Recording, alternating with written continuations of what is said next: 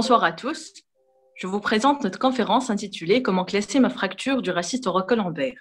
Le rachis présente une anatomie et une biomécanique complexes qui, avec un tableau lésionnel large et une philosophie thérapeutique controversée, qui varie selon les spécialités et l'emplacement géographique, ce qui a rendu difficile de trouver un équilibre adéquat pour classer les fractures du rachis thoracolombaire. Donc, une classification idéale n'existe pas. Elle devrait en effet établir un catalogue pour pouvoir classer les lésions, préciser le degré d'instabilité et orienter les possibilités thérapeutiques. Le mécanisme du traumatisme découlera ainsi de l'analyse anatomopathologique précise des lésions. Enfin, l'historique des classifications reflète l'évolution dans la compréhension des mécanismes lésionnels grâce au progrès de l'imagerie. Je cède la parole à Oussama Abcha qui enchaînera avec l'historique des classifications. Merci Amel. Donc, nous allons voir l'évolution des classifications au fil du temps. Boller, en 1929, propose la première classification des fractures thoracolombaires et décrit 5 types. En 1938, Watson-Jones introduit le concept d'instabilité et son influence sur la prise en charge thérapeutique, avec l'importance de l'intégrité du complexe ligamentaire postérieur pour la stabilité du rachis thoracolombaire.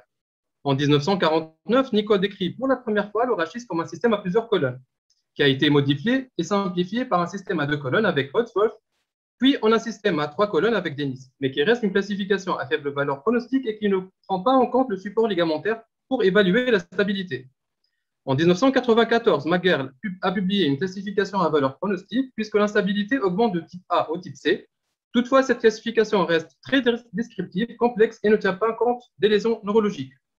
Puis, on a la classification récente de TELIX, ou Thoracolumbar Injury Classification and Severity Score, qui a pour vocation d'être un algorithme décisionnel.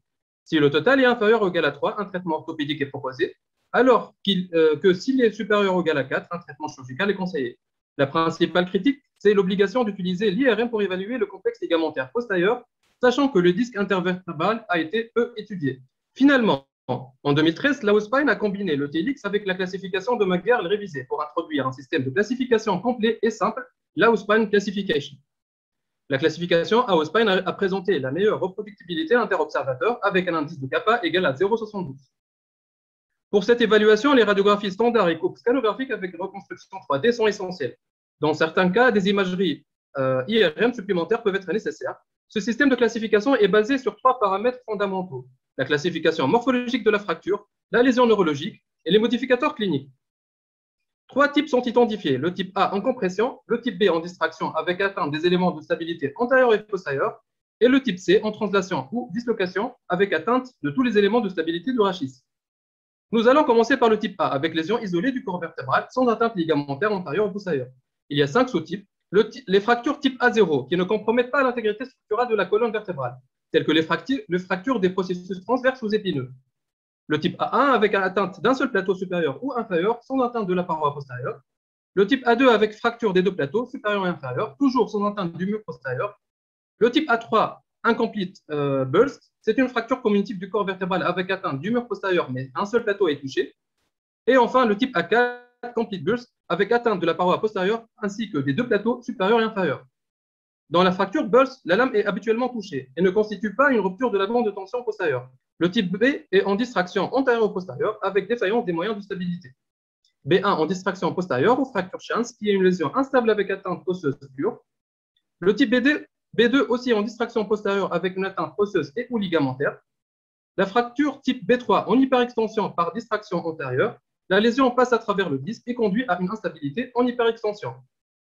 Pour le type C, en dislocation ou translation, c'est une fracture déplacée à l'origine d'une rupture circonférentielle du rachis à fort potentiel de dislocation. Il n'y a pas de sous-type, vu que de nombreuses dissociations crânio-caudales lésionnelles sont possibles sur différentes couches. Pour récapituler, on a ici l'algorithme décisionnel. On commence par vérifier l'absence d'une fracture dislocation déplacée ou translatée du rachis type C. Puis, on vérifie s'il y a une distraction antérieure ou postérieure, plaçant la fracture comme type B. Si c'est le cas, et en cas de distraction antérieure, c'est un type B3. Si la distraction est postérieure avec atteinte postéro-ligamentaire, c'est un type B2. Et en cas de lésion osseuse pure, c'est un type B1. En absence de dislocation et de distraction, on classe la fracture comme type A. En cas d'une atteinte du mur postérieur avec atteinte des 2 plateaux, c'est un type A4. Si un seul plateau est atteint, c'est un type A3. En cas d'intégrité du mur postérieur avec atteinte des 2 plateaux, c'est un type A2. Et si un seul plateau est atteint, c'est un type A1. Et enfin, si le corps vertébral est intact, avec lésion isolée d'un processus, c'est un type A0. L'état neurologique au moment de l'admission doit être noté selon le schéma suivant, de N0 à N5, selon le tableau clinique. N0 correspond à un état neurologiquement intact et N5 correspond à un état neurologiquement inconnu en raison d'une sédation ou un traumatisme crânien. Il existe deux modificateurs qui peuvent être utilisés prenant compte des lésions ligamentaires et des antécédents du patient. M1 est utilisé pour désigner les fractures avec une lésion indéterminée des éléments de stabilité antérieure ou postérieure. Ce modificateur est important pour désigner les lésions d'un point de vue osseux, pour lesquelles l'insuffisance ligamentaire pourrait déterminer si une stabilisation du rachis est à considérer. M2 est utilisé pour désigner une comorbidité spécifique au patient, qui pourrait plaider pour ou contre la chirurgie, chez des patients présentant des indications chirurgicales relatives. Passons au cas clinique. Le premier cas clinique, c'est un jeune homme qui a présenté suite à une chute de 3 mètres un traumatisme du rachis lombaire avec paraplégie incomplète. Les coupes axiales et sagittales montrent une burst fracture complète avec atteinte des deux plateaux ainsi que le mur postérieur sans atteinte ligamentaire, classant la fracture comme type A4, N3, M0. Le deuxième cas clinique montre une coupe sagittale thoracique avec fracture en distraction antérieure qui a entraîné une instabilité en hyperextension. Les éléments antérieurs, en particulier le ligament longitudinal antérieur, sont rompus. Dans cet exemple, le patient présente des troubles ankylotiques entraînant une fusion postérieure empêchant tout déplacement. Le patient n'a pas présenté des signes neurologiques. La fracture est alors classée en tant que B3, N0, M2. En conclusion, la classification de Lao, c'est une classification simple mais complète qui prend en compte les différents types de lésions ostéodisco-ligamentaires avec une meilleure reproductibilité interobservateur pour classer la fracture. Elle prend aussi en considération l'état neurologique du patient ainsi que les modificateurs cliniques nécessaires à la décision thérapeutique. Mais d'autres études sont nécessaires pour valider et améliorer cette classification en proposant un algorithme décisionnel. Je vous remercie. Chers maîtres, chers confrères, j'ai le plaisir de présenter cette partie du symposium junior intitulée « Comment raisonner devant un burst fracture ». Et comme ça a été présenté précédemment, les fractures burst fracture sont les fractures A3 et A4 de là-haut. Et donc, elles sont divisées en deux types. A3, ce sont les bursts incomplètes et A4 est le burst complète. Et bien, la première étape, c'est de les identifier au niveau des urgences. Et vous êtes de garde au niveau des urgences. Vous recevez ce patient de 19 ans qui a chuté de 4 mètres avec un traumatisme du rachis lombaire et un entassement de L4 et qui est mieux objectivé par scanner. Et déjà, la première étape, il faut éliminer les signes de distraction et de rotation pour éliminer les types B et C de là-haut. Et par la suite, au niveau des coupes axiales, on objective la comminution du corps vertébral, l'atteinte du mur vertébral postérieur, la diminution du diamètre antéro-postérieur du canal médulaire et de la hauteur vertébrale postérieure et les diminuer par rapport aux autres vertèbres. Et puisque ça atteint un seul plateau vertébral, on est devant une fracture burst incomplète type A3. Et cette garde, elle est décidément très agitée puisque vous recevez par la suite un monsieur de 50 ans qui a dérapé de sa voiture avec ce traumatisme de la fracture de L2. Et déjà, à la radiographie standard, on objective une augmentation de la distance interpédiculaire par rapport aux autres vertèbres. Au scanner, on objective, en plus des signes qu'on a vus précédemment avec l'atteinte du mur postérieur et la comminution du corps vertébral, on objective dans ce cas l'atteinte des plateaux vertébraux supérieurs et inférieurs et également une fracture de la lame vertébrale. Et puisque ça atteint les deux plateaux vertébraux, là, on est devant une fracture burst complète type A4. Devant ces fractures type burst complète et incomplète type A3 et A4 avec un examen neurologique sans anomalie, le traitement il est litigieux. Est-ce qu'il faut procéder par un traitement orthopédique par corset ou opérer? Et pour répondre à ces questions, plusieurs scores ont vu le jour, parmi lesquels le score de Thoracolumbar Injury Classification and Severity Score, ou autrement dit TELIX, qui va se baser sur 3 critères. Le premier critère, c'est la morphologie de la fracture. On est déjà devant des fractures burst, devant le premier et le deuxième cas, donc on va avoir de score de 2. Le deuxième paramètre qu'il faut évaluer, c'est l'intégrité du complexe ligamentaire postérieur. Et je rappelle que le complexe ligamentaire postérieur, il est formé par la capsule synoviale des articulaires, du ligament jaune, du ligament interépineux et supraépineux, et il est objectivé par IRM. Et on sait tous l'indisponibilité de l'IRM dans nos urgences en traumatologie du rachis dans nos urgences. Le statut neurologique, il doit être évalué. Et donc, pour nos deux cas d'examen neurologique, il était sans anomalie. C'est pour ça qu'on donne un score de 0. 4, c'est la décision du chirurgien. Plus que 4, on va opter pour le traitement chirurgical. Et donc, avec ce problème d'indisponibilité de l'IRM dans nos urgences, il y a d'autres scores qui ont vu le jour par la suite, parmi le Spine Thoracolumbar Spine Injury Classification System, qui va également se baser sur 3 critères. Le premier critère, c'est la morphologie de la fracture. Et déjà, on note la grosse différence par rapport au score de TELIX. C'est les fractures à burst incomplète, elles vont avoir un score de 3. Les bursts complètes vont avoir un score de 5 déjà, c'est la grosse différence au début. Par la suite, l'examen neurologique, il va être évalué par la suite. Et donc, devant nos deux cas, on a un examen neurologique sans anomalie, donc c'est un score de 0. Et par la suite, il y a des critères qu'on appelle modifiers. Et ils vont donner un point si l'atteinte du complexe ligamentaire postérieur, elle est indéterminée. Et selon cette revue systématique de la littérature faite en 2020, elle a objectivé que devant des fractures burst et devant l'absence de l'IRM, il est plus raisonnable de considérer l'atteinte du complexe ligamentaire postérieur comme indéterminée. Et donc, c'est pour cela que pour nos deux cas qu'on a présentés, on va leur donner ce point de modifiers. Et donc, pour le premier cas, il va recevoir un score de 3 plus 1, c'est-à-dire 4. Pour le deuxième cas, il va recevoir un score de 6. Et pour un score de TLA-OSIS inférieur ou égal à 3, on peut tenter de faire un traitement orthopédique. Si le score est de 4, ça va dépendre du chirurgien, supérieur ou égal à 5, on va opter pour la chirurgie. Je rappelle que ces scores, ils sont faits pour orienter la décision thérapeutique, mais on peut toujours se trouver devant des cas litigieux très possibles. Et donc, pour nos deux cas, on a opté pour un traitement chirurgical. Par la suite, le traitement chirurgical le plus utilisé, c'est l'instrumentation postérieure. Et donc, le premier critère, la première question qu'on va se poser, est-ce que la colonne antérieure, elle va pouvoir supporter correctement l'instrumentation postérieure qu'on va mettre en place? Et donc, devant cette question, on a le score de Load Chair Classification qui va essayer d'évaluer ce critère. C'est-à-dire, est-ce que la colonne antérieure, elle va pouvoir aider l'instrumentation postérieure ou non? Et elle va se baser également sur 3 critères. Le premier critère, c'est la comminution vertébrale. C'est un score qui va de 1 à 3. Et donc, pour nos deux cas, le premier cas qu'on a présenté, c'est celui de gauche. Le deuxième, c'est celui de droite. Le premier cas, c'est une comminution inférieure ou égale à 30%. Donc, c'est un score de 1.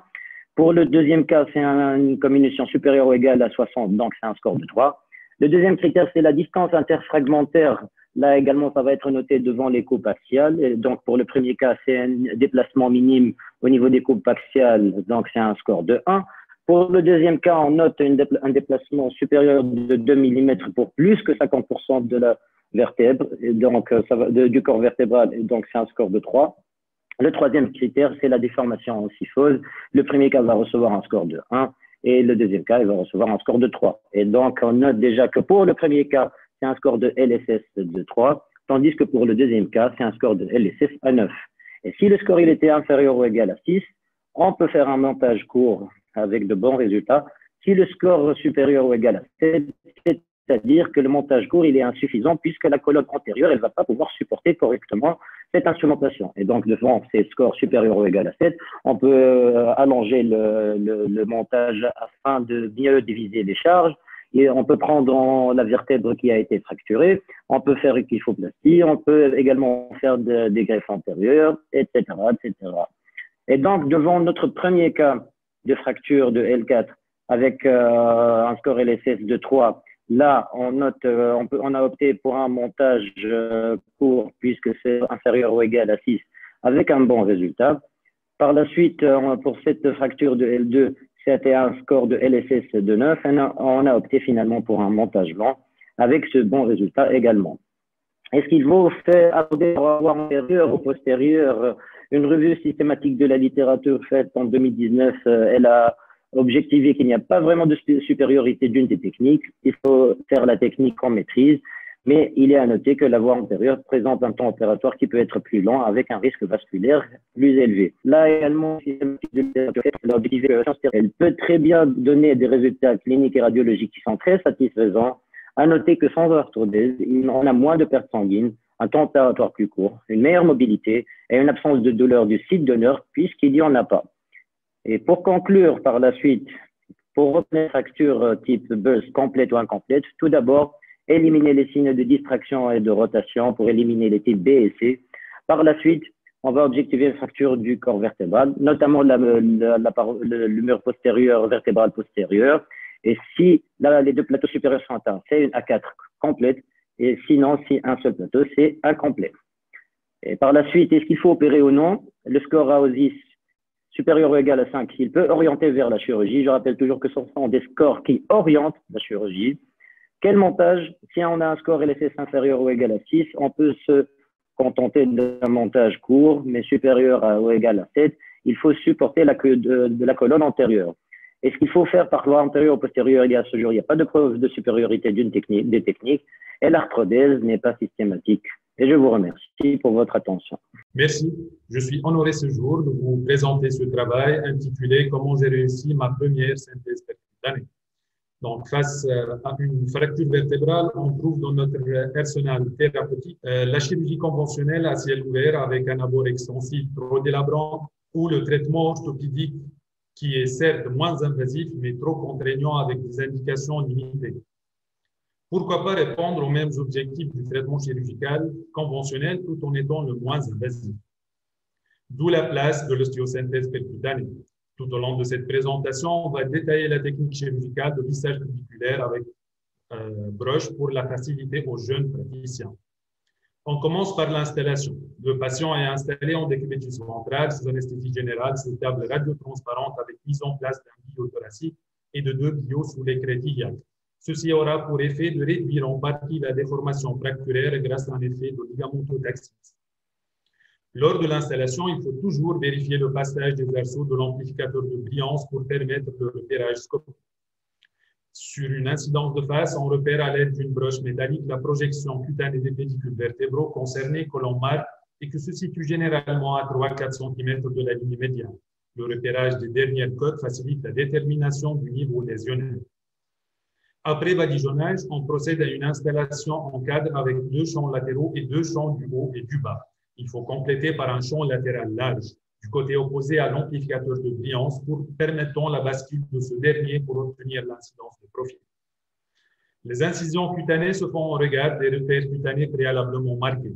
On incise à l'aide d'une lame numéro 11 successivement la peau, la sous-peau, la ponévrose des muscles paravertébraux.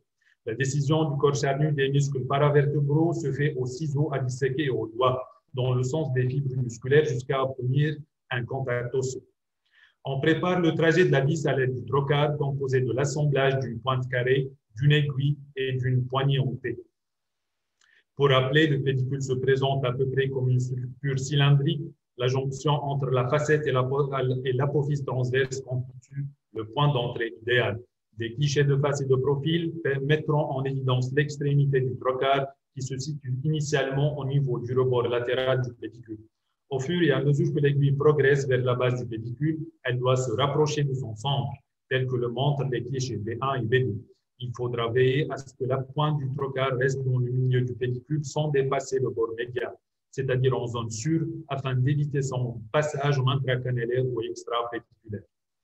Les visées pédiculaires ont quelques spécificités selon les tâches concernées.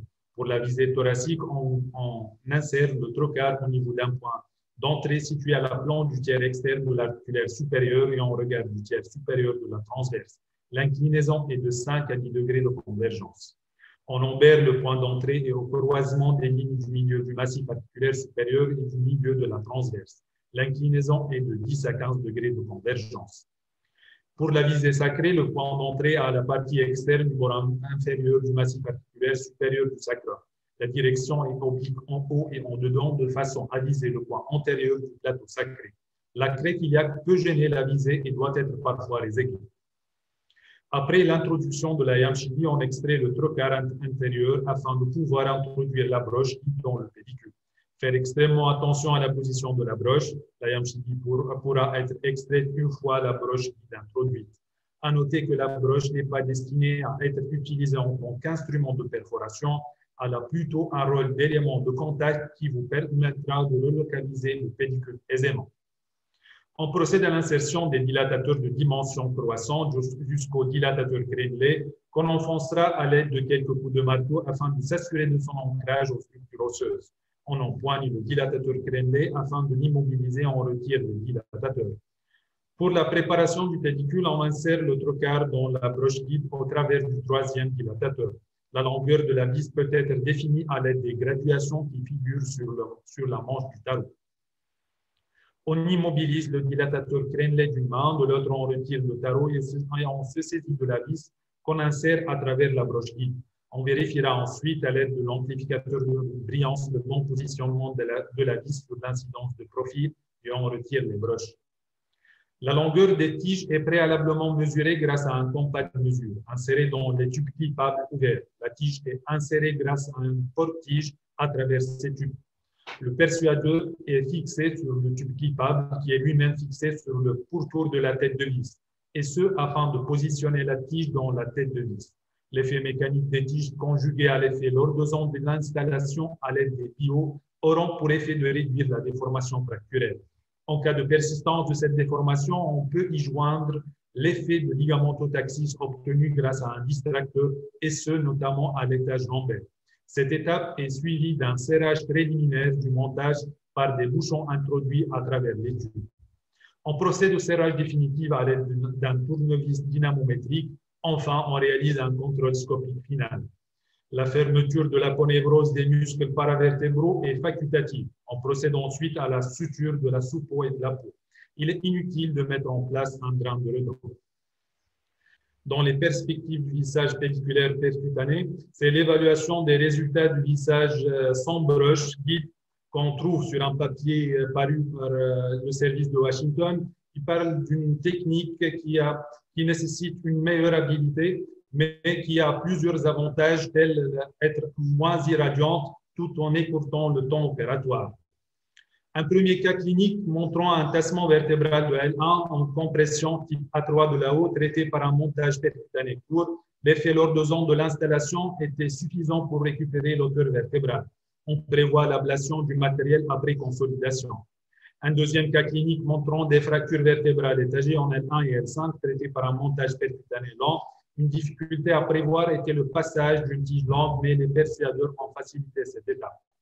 Take-home messages, la clé de succès de l'ostéosynthèse percutanée commence par un bon repérage des pédicules en préopératoire. Attention aux erreurs d'étage piège classiques. La visée pédiculaire varie selon le niveau des étages thoraciques, lombaires, sacrés. En conclusion, le lissage pédiculaire percutané est une technique bien codifiée et nécessite une courbe d'apprentissage, surtout pour les étages thoraciques et sacrés. Mais cette technique offre-t-elle des vrais avantages par rapport aux techniques conventionnelles ou c'est juste l'effet de mode et l'effet de l'industrie? Pour répondre à ces questions, je cède la parole à mon confrère, Dr Zaïd. Merci, Sadiq. Chers maîtres, chers confrères, permettez-moi, à travers cette présentation, de vous transmettre une idée plus claire concernant les avantages de la synthèse percutanée de fracture thoraco-lombaire. Donc, pour commencer, comme on connaît tous, les techniques de synthèse à ciel ouvert constituent toujours le code standard à travers la réduction des qualités et des résultats radiologiques et fonctionnels satisfaisants. Néanmoins, au cours de complications non négligeables, comme les incidents hémorragiques péropératoires, les complications septiques et les complications tardives, telles que le douleur chronique ou l'arrêt d'air. Cependant, l'émergence des techniques de chirurgie mini-invasive percutanée constitue une révolution dans la prise en charge des fractures du rachis thoraco-lombaire sans signe neurologique. On débute par les modalités thérapeutiques, à savoir la durée opératoire, qui est significativement réduite lors de la chirurgie percutanée, sous réserve d'être réalisée par un chirurgien expérimenté. Cette constatation, qui constitue l'un des avantages de l'ostéosynthèse percutanée, a été faite par de très nombreux auteurs, comme le montre le tableau, avec une moyenne de 70 minutes pour la chirurgie mini-invasive et de 102 minutes pour la chirurgie à ciel ouvert. Concernant les séjours post-opératoires et la durée d'hospitalisation, ces deux éléments sont bien écourtés lors de la chirurgie percutanée. Les paramètres pouvant expliquer un plus long séjour hospitalier chez le patient opéré par chirurgie conventionnelle sont bien évidemment la contrainte de surveillance du saignement opératoire à travers le grain de redon et les douleurs post-opératoires susceptibles d'allonger les délais du premier début. Ces mêmes constatations sont retrouvées dans la littérature. Dans son étude comparative regroupant un total de 255 patients, Afolabi a constaté un plus long séjour hospitalier pour le groupe opéré par chirurgie à ciel ouvert, 14,3 contre 12,4 jours pour le groupe opéré par voie percutanée. À propos du saignement péropératoire, il est moins important lors de la chirurgie percutanée. Ce saignement est dû en fait au décollement des muscles paravertébraux, aux éventuelles lésions artériolaires et hétérogènes engendrées, comme le montre le schéma à droite. Par ailleurs, il est d'autant plus majoré par la durée opératoire, significativement plus importante en cas de synthèse à ciel ouvert. Afolabi a comparé la fréquence de recours à une transfusion sanguine. Dans le groupe opéré à ciel ouvert, l'opéré a relevé 51,6% des cas ayant nécessité une transfusion, contre 24% des cas dans le groupe ayant une synthèse percutanée. La différence entre les deux groupes était significative.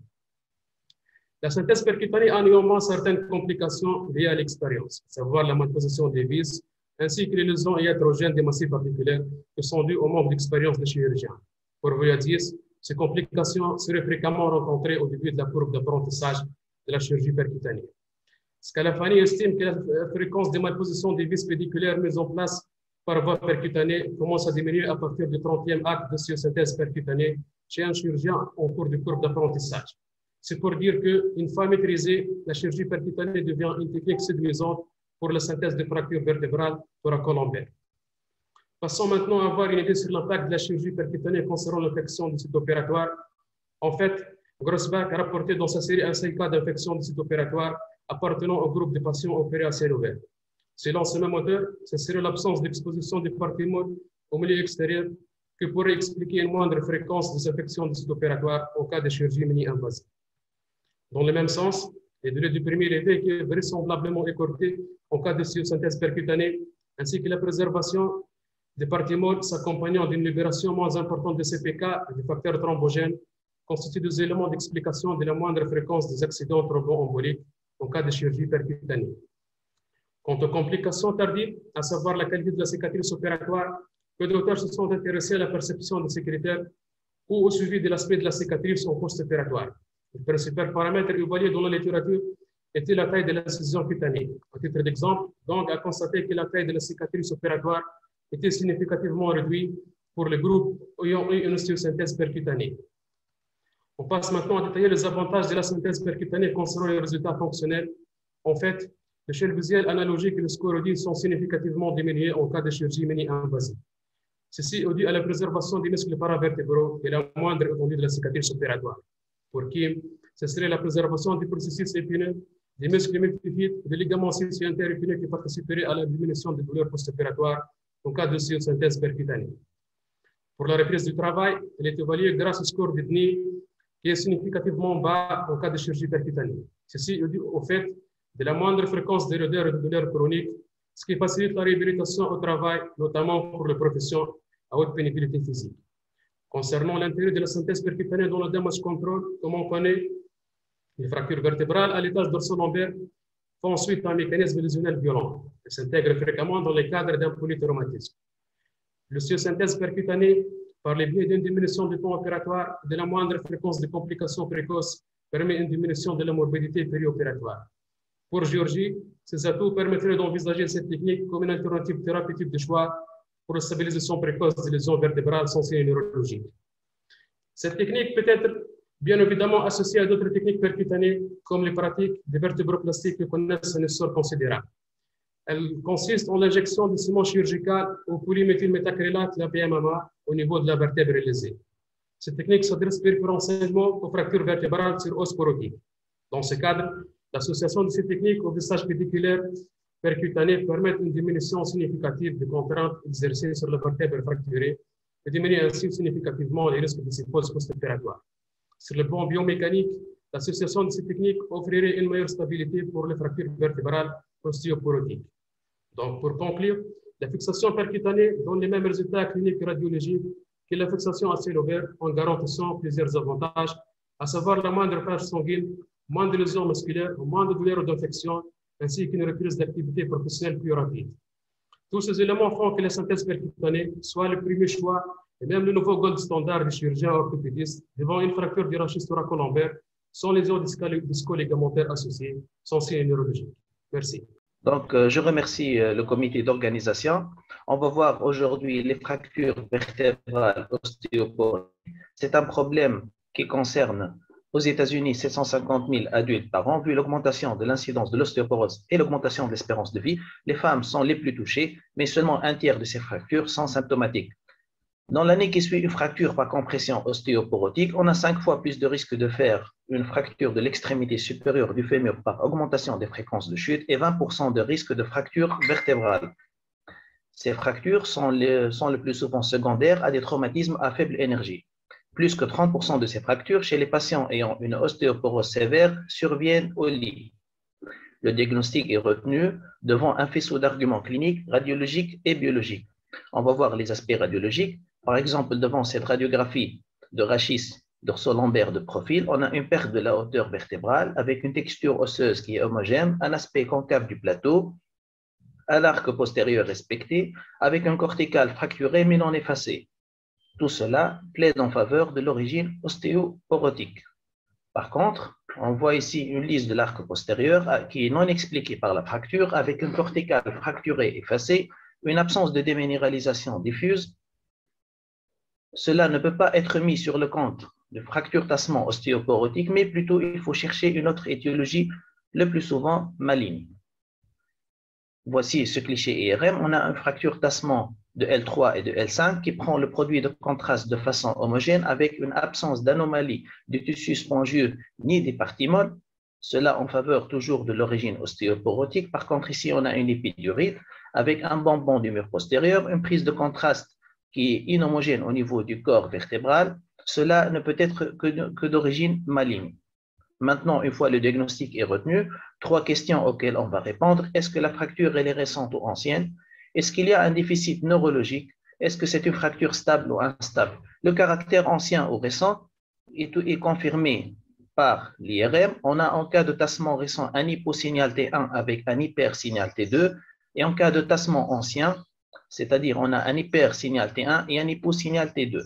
L'arsenal thérapeutique comporte le traitement conservateur avec les antalgiques, la mobilisation précoce et les orthèses qui a perdu actuellement sa place, la vertébroplastie, la kyphoplastie au ballonnet et la fixation à ciel ouvert. La vertébroplastie, le malade est installé en décubitus ventral. Elle peut se faire sous fluoroscopie ou sous scanner.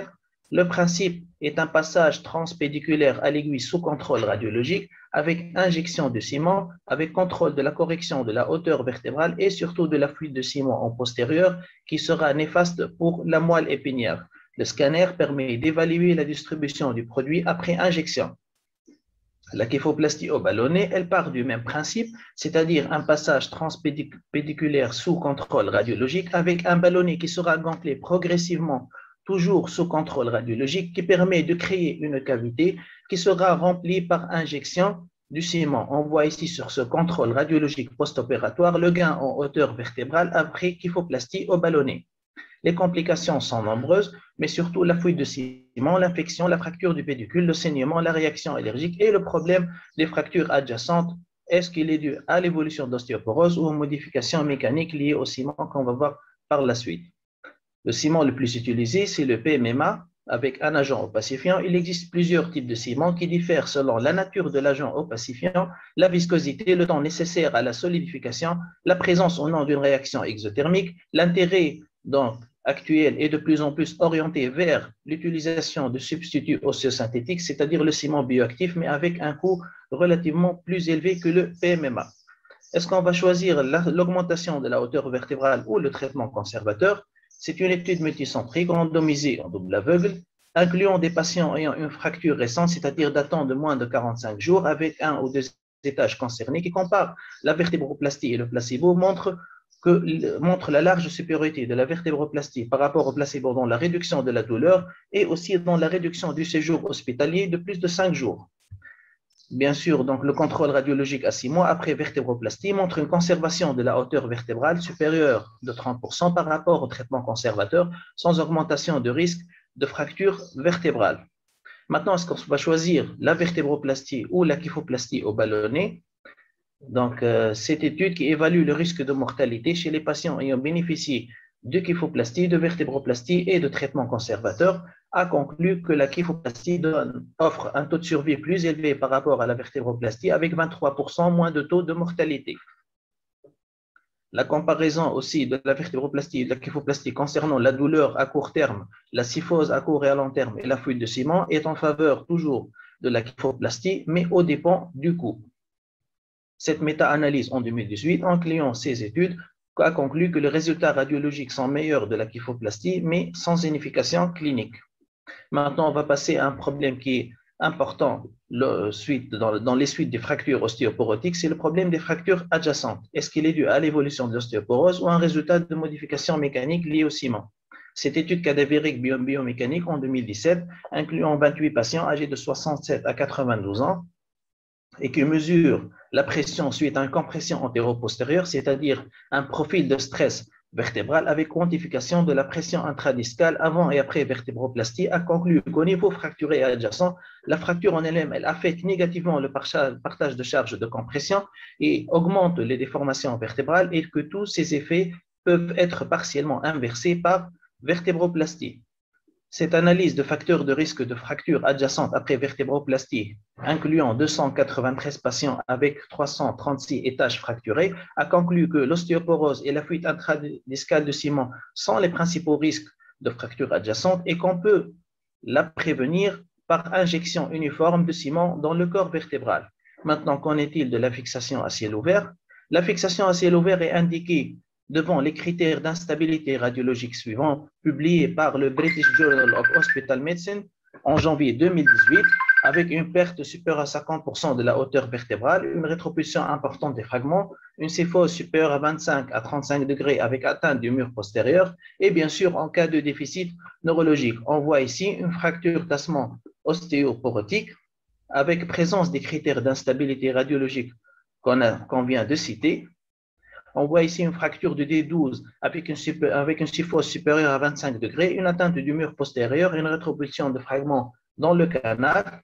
Il lui a été fait un montage court avec vertébroplastie. L'avantage des vis pédiculaires, il permet la distraction, donc le ligamento-taxis et par la suite la décompression de la moelle. Et l'utilité des vis pédiculaires cannulées permettent l'injection de ciment dans la vertèbre, ce qui augmente la solidité du montage, surtout quand on est en présence d'un os qui est porotique. La fixation permet de diminuer la douleur par réduction des mouvements dans le site fracturaire et prévient le déplacement en cas de pronostic neurologique. Ce qu'il y a à retenir, que le diagnostic est surtout retenu devant un faisceau d'arguments, que c'est une véritable fracture et non seulement un tassement radiologique, qu'il faut rechercher les signes de malignité devant tout fracture-tassement vertébral secondaire à un traumatisme à faible énergie, que la DMO n'est pas nécessaire pour démarrer le traitement de l'ostéoporose pour les patients ayant une fracture vertébrale par compression. Il faut toujours donc offrir aux patients la supplémentation en vitamine D et en calcium, leur conseiller l'arrêt du tabac et l'alcool pour préserver l'épaisseur de la corticale dans l'intention de prévenir d'autres fractures du rachis. Le traitement non chirurgical actuellement a perdu sa place et que le traitement sera dicté en fonction de la stabilité de la fracture. Et je vous remercie pour votre attention. Présentant les fractures du rachis dorso-lombaire chez l'enfant. Pour commencer, nous rappelons que ces fractures ne sont pas rares puisqu'elles concernent 1 à 5% des fractures de l'enfant. L'âge moyen de survenue de ces traumatismes est autour de 12 ans. Les circonstances de traumatisme sont dominées par les accidents de la voie publique, les accidents domestiques, mais également les pratiques sportives qui sont de plus en plus fréquentes chez l'enfant. Certaines particularités méritent d'ores et déjà d'être notées. La fréquence des lésions est âgée et la fréquence des complications neurologiques qui peuvent compliquer 20% des fractures. Chez les patients de moins de 9 ans, les accidents domestiques restent la cause la plus fréquente des fractures thoracolombaires. Après l'âge de 9 ans, les AVP sont pour les enfants la cause la plus fréquente de ces lésions. Ces accidents sont à l'origine de fractures en compression et de fractures de type burst, là encore similaires à se retrouver chez l'adulte. Viennent ensuite les accidents sportifs qui sont de plus en plus fréquents vu l'accès à des sports variés chez les enfants de plus de 9 ans. Au cours de son développement, le rachis de l'enfant présente des particularités morphologiques importantes qui intéressent aussi bien les structures osseuses, musculaires, articulaires et disco-ligamentaires. C'est un squelette en croissance comportant des zones de faiblesse non encore ossifiées, musculature en cours de développement et des ligaments et disques plus élastiques que chez l'adulte. Au cours de son ossification, chaque vertèbre thoracique ou lombaire présente un noyau d'ossification pour chaque hémiarque postérieur et un noyau d'ossification primaire pour le corps vertébral. Donc, à la puberté, apparaissent les noyaux d'ossification secondaires, soit les apophyses épineuses et transverses, et au niveau du plateau vertébral, constituant le listel vertébral, qui s'ossifie d'avant en arrière et fusionne avec le reste de la vertèbre à 25 ans, avec une implication clinique, les fractures du listel marginal. Après cette brève introduction, nous voilà face à nos premières gardes. Cela se présente avec une fillette de 13 ans qui est ramenée par la protection civile suite à un accident domestique. Elle a chuté de son balcon d'une hauteur d'environ 3 mètres, ce qui a occasionné un traumatisme isolé du rachis thoracolombaire. L'examen aux urgences met en évidence une douleur à la palpation des épineuses de la charnière thoracolombaire, une contracture paravertébrale. L'examen neurologique met en évidence un déficit neurologique aux 2 membres inférieurs. Les racines à partir de L2 sont cotées M2 et S1. Les ROT sont abolis et les réflexes cutanéo-plantaires sont indifférents. Le toucher rectal ne montre pas de béance anale. Il s'agit d'une atteinte classée Asia-C. Le bilan d'imagerie fait permet de mettre en évidence une fracture en compression de T12 et nous permet de juger l'importance de la déformation en évaluant la kyphose vertébrale, la kyphose régionale et de calculer l'angulation régionale traumatique. Quelques particularités de l'imagerie lors de l'exploration du rachis traumatique de l'enfant doivent être signalées. On doit insister sur la nécessité des radios du rachis entier qui peuvent démasquer des lésions étagées. Le gold standard pour évaluer ces lésions reste la TDM. Toutefois, ce n'est pas un examen de dépistage vu le risque important d'irradiation auquel il faut faire particulièrement attention chez l'enfant. Une autre entité particulière doit être signalée, rappelant que l'élasticité disco-ligamentaire chez l'enfant est à l'origine d'une atteinte neurologique particulière, le Skiwara. C'est un déficit neurologique post-traumatique sans lésion décelable sur les radios standard et la TDM, atteint surtout le rachis cervical et la charnière cervico-thoracique. Il est dû à une inadéquation entre l'hyperlaxité et déformabilité de la colonne vertébrale, contrairement à la moelle d'élasticité moindre. L'IRM et le gold standard permet d'objectiver des anomalies intrinsèques de la moelle et la prise en charge est orthopédique en cas de lésions médulaires pures, chirurgicales s'il y a des lésions extramédulaires ou mixtes. Le déficit plus ou moins complet est d'apparition retardée et peut-être aussi progressive. Suivant l'âge du petit enfant présente un déficit complet avec peu de chances de récupération, le grand enfant un déficit partiel avec possible récupération. Il faut distinguer Skiwana et Skiwara. Le Skiwana est une atteinte médulaire sans lésion visible à la neuroimagerie. Le pronostic est corrélé à l'âge du patient et les lésions perçues à l'IRM. Revenons à notre patient pour laquelle une TDM a donc été pratiquée, montrant l'atteinte des deux plateaux vertébraux de T12 avec un recul du mur postérieur et une perte de la hauteur vertébrale de plus de 40%. Nous devons donc classer cette lésion. Certaines lésions propres à l'enfant amènent à considérer des stratégies thérapeutiques différentes et se pose alors la question d'une classification proprement pédiatrique. En partant de ce qui existe déjà chez l'adulte, de nombreux papiers ont montré la validité et la fiabilité de la classification de l'AO et du score TELIX pour évaluer les lésions thoracolombaires de l'enfant. Cette étude multicentrique menée de façon rétrospective sur des patients de moins de 18 ans pris en charge pour des traumatismes thoracolombaires a confirmé la concordance inter- et intra-observateur entre le traitement proposé et l'indication selon le score TELIX chez les enfants. Nous pouvons alors appliquer ces classifications pour notre patiente qui présente une fracture type burst A4 de là-haut avec un score TELIX A7. Il est clair que le traitement ne peut être que chirurgical dans ce cas. La burst fracture de l'enfant résulte d'un traumatisme en compression à haute énergie. C'est une lésion complexe du corps vertébral avec rétropulsion d'un fragment osseux dans le canal responsable de lésions médulaires. Ce sont des lésions instables, imposant un bilan avec une TDM et ou une IRM et un risque de soudure du cartilage de conjugaison, une kyphose évolutive. L'IRM est justifiée dans ce cas. Si le cartilage de croissance est indemne, c'est un bon pronostic. Le corset permet de récupérer la hauteur vertébrale et de corriger les déviations angulaires. Par contre, s'il y a une lésion du cartilage de croissance, une kyphose est potentiellement évolutive. Le patient qui a été opéré a eu une laminectomie avec stabilisation par un montage fixant les deux étages sous-jacents et sous-jacents à la fracture. La suite opératoire était simple et la récupération neurologique a été progressive. Un an post-opératoire, une récupération pratiquement intégrale a été notée, sans déformation résiduelle. Passons à un deuxième cas clinique. C'est une fille âgée de 12 ans qui a eu un traumatisme thoracolombaire suite à une chute de 3 mètres. L'examen initial aux urgences objectives des douleurs à la palpation des épineuses de la charnière thoracolombaire et une contracture paravertébrale sans signe neurologique. Mais il y a une notion de sensation de souffle coupé lors du traumatisme. En effet, le breath sign ou signe du souffle coupé au moment de l'accident est un élément évocateur de lésion thoracolombaire. Il s'agit d'un signe reproductible qui doit être recherché à chaque fois qu'une lésion vertébrale est suspectée. Un premier bilan radiologique a donc été fait pour cet enfant et avait été jugé rassurant. Pourtant, l'aspect cunéiforme de la 8e et 9e vertèbre thoracique et la perte de hauteur vertébrale étaient des signes témoignant de leur atteinte. À 10 jours du traumatisme, la patiente reconsulte avec persistance des douleurs rachidiennes et apparition d'une déformation avec accentuation de la kyphose thoracique. L'examen ne retrouve pas de déficit neurologique, mais un nouveau bilan radiologique met en évidence l'aggravation des lésions précédemment décrites. Devant ces fractures étagées qui ont été jugées stables, un traitement orthopédique a donc été indiqué. Un corset hyperlordosant a été fait avec un résultat jugé satisfaisant. Une autre entité à ne pas méconnaître chez l'enfant, c'est la fracture de Chance ou seatbelt fracture. Elle résulte d'une décélération brutale avec flexion du rachis autour de la ceinture de sécurité qui fait office de pivot. Elle est instable et atteint la charnière dorso-lombaire, s'associe dans 50% des cas à des lésions intra-abdominales. L'atteinte médulaire associée peut être initiale ou secondaire par instabilité. Nous rapportons le cas d'une fracture de Chance découverte à J15 post-traumatique pour laquelle une instrumentation percutanée sans arthrodèse a été faite. À 2 ans post-op et après l'ablation du matériel, nous avons un segment qui reste mobile sans signe de distraction, d'instabilité ou de listhésis. La prévention de ces lésions passe par une bonne utilisation de la ceinture de sécurité pour les enfants. Gauzy propose une classification pour ce type de lésion selon la localisation du trait par rapport au pédicule. Le type 1 concerne les atteintes fisaires des plateaux supérieurs avec une lésion postérieure au-dessus du pédicule. Le type 2 concerne des lésions purement osseuses qui progressent à travers l'épineuses, les pédicules et le corps vertébral. Quant au type 3, il s'agit de lésions de la fise du plateau inférieur avec lésions postérieures au-dessous du pédicule. On termine avec ce dernier cas clinique, celui de ce jeune garçon de 14 ans sans antécédent qui présente tout de même une obésité et qui, poussé par sa mère, s'est récemment mis au sport pour y remédier. Il aurait présenté un traumatisme lombaire au cours d'un match la semaine dernière et décrit depuis des lombocytalgies rebelles aux antatiques. Devant ce tableau, il faut savoir penser à une hernie du listel marginal.